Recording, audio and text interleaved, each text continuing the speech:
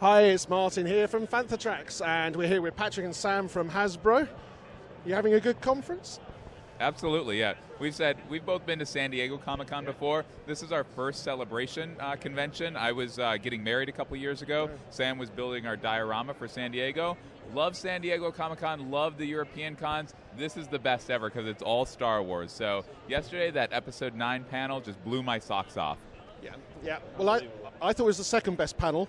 Because, of course, there was the Hasbro panel, wasn't there? That's so sweet, Martin. So there was lots of reveals there of what's coming up. So if we just quickly go through them. So I'm going to jump straight in there. I was really excited about the Galaxy's Edge stuff. Absolutely, yeah. So we've got 3 Galaxy's Edge exclusives. Obviously, our partners at Disney and Lucasfilm, with those items helping us to get those figures into the line. So a droid pack with DJ R3X. I loved Captain Rex back in the day. Great to see him brought into the parks. Smuggler's Run pack with a new Hondo, long needed for the line. And then a First Order pack with a new Commander Pyre and a new Mountain Trooper. So great new figures in the line. It's given me one more reason I want to go to Galaxy's Edge. Yes. As if we needed another reason. I know, exactly. Some of the other reveals? So then in terms of... That's it. Won't pick you up otherwise.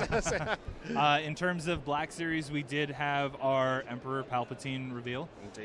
Which did, I think some of you got a little glimpse of that earlier in the week, which we weren't really intending for. But it couldn't have launched at a more perfect time, especially with that trailer drop, that laugh.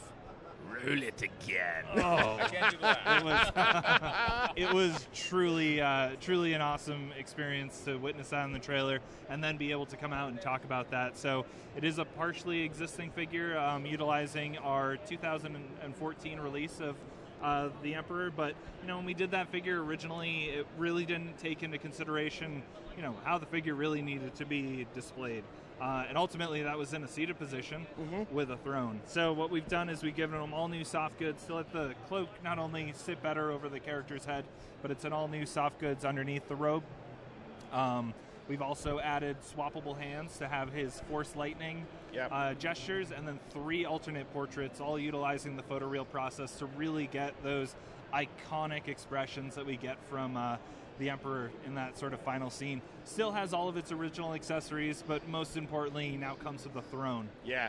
So that one's going to be an Amazon exclusive. I believe that one on for pre-sale earlier today. It's up. It's up now. There. One item on Amazon. Ooh, there we go. All right.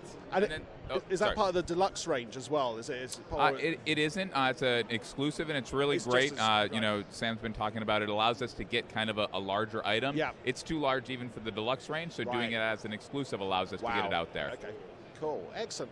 Okay, so you also went into stuff about the vintage collection. Obviously, there was a lot. We won't go through each item in there, but it looks like you're filling the barge up, which is a great thing with some of the reveals there. So have you been, I'm going to say the word blown away by the response to the barge, because there was the HasLab thing, but then since that, it just seems to have turned into legend. Yeah. So what are you talking about when the barge keeps coming up? So I think, obviously the barge campaign was, we thought it had promise, that's why we did it, but kind of it exceeded our wildest expectations. Like we've talked about, we were kind of biting our nails there 5 days before when it was lingering around 3,600, but then we were in the office when it launched. Like I stayed late. I wanted to be there around other fans when it hit 5,000. We were all cheering and screaming, so we didn't know about the barge campaign. Once that launched, then I think we felt pretty good about the Skiff and the Jabba's Palace and the 3-pack and Lando. Kind of building that world out and continuing to celebrate the barge was really exciting for us. Yeah, and as you know, it's had a fantastic response to that. You honoured your agreement to put it elsewhere in the world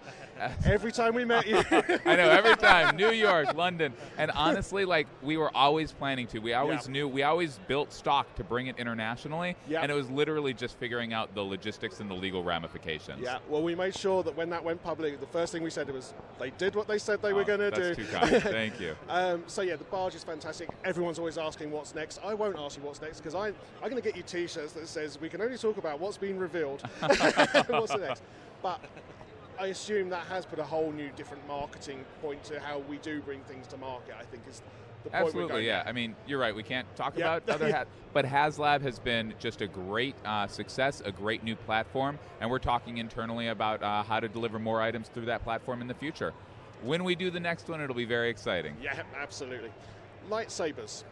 So you've got a new range of look like interactive lightsabers that are coming out. Do you want to talk us through briefly with that? Because they look really good fun. The Lightsaber Academy? That's it, yeah. Absolutely. Yeah, so the Lightsaber Academy is an all-new kind of lightsaber training and battling system. It uses a completely new, from the universe kind of lightsaber hilt that actually uses a lot of smart technology, including low-energy Bluetooth, gyroscope, accelerometer, and a magnetometer to actually be able to bring that lightsaber to life. So it's able to track the lightsaber in ways in which we've never been able to do with any piece of technology. And it brings that into a format with an app that actually allows you to train with Jedi Masters or with Sith Lords. So you can actually choose the Master you choose your allegiance with, and then once you've sort of trained and mastered those moves, you can then take them and actually battle other people with their Master Sabers. So there's a awesome interaction for both single as well as multiplayer, and we're really excited to see it in the hands of kids. So how often, well, you say in the hands of kids, how often in the office? It is 100%, we have like training marathons with it all the time, just in terms of... for the kid in all of us. Yeah, you have to make sure it works properly. That's obvious. It's our professional responsibility. That's it, yeah. Excellent. So again, you've also got the summer range. I'm going back to Black Series now. You've got the summer range coming out, and the Kenobi is in the summer range, is it? The General Kenobi? Did I pick that up yesterday? So the Clone Commander, that's it, yeah. Obi-Wan, is actually going to be a Walgreens exclusive later on this summer. So it's a phenomenal figure. Again, it is a great way to kind of utilize a bit more with our Clone Trooper body, but it's an all-new upper torso, an all-new Ewan McGregor head and portrait, and then, of course, getting that photoreal printing on that. That's honestly one of the best examples of photoreal on that character. But I think it's also noticeable as a collector that you're doing what you said you would. It's not repacks in the next waves. The next waves have whole new figures coming out, and they're quite nicely staggered now. Yeah. That's the conversation we had. Every time we come to a convention, like, we always talk about distribution, and I always say, like, it's kind of crazy that, like, you guys want these items, we want you to have them, and we can't make it happen. So we have lots of meetings, summits, conferences about distribution and figuring that out. And one of the things we heard was that, well, hey, maybe if you did less waves and more items per wave, that would help retailers get to all the waves. So yeah, that's definitely been a change we've made this year, and we've seen good results. Yeah, and I think it's noticeable as well. Yeah, everyone's planning now, which is a great thing. It helps. That's great to hear. I'm going to ask one more question, if that's okay, and I'm going to go back to the Galaxy's Edge thing. It's more something I kind of want to say to get out there. Yeah. I think people need to understand that when you say it's a Galaxy's Edge exclusive, the stuff that's in Galaxy's Edge has to be exclusive, because they're not going to be available outside of the real world. And I think there was a bit of a misunderstanding yesterday in the panel when they said, oh, it's going to be exclusive to Galaxy's Edge. Everyone hears the word exclusive and goes, oh, that's going to be really difficult to get hold of. But I am right in saying, because you haven't got the branding on there in the same way, it hasn't got Disney and Hasbro on the packaging. Yeah.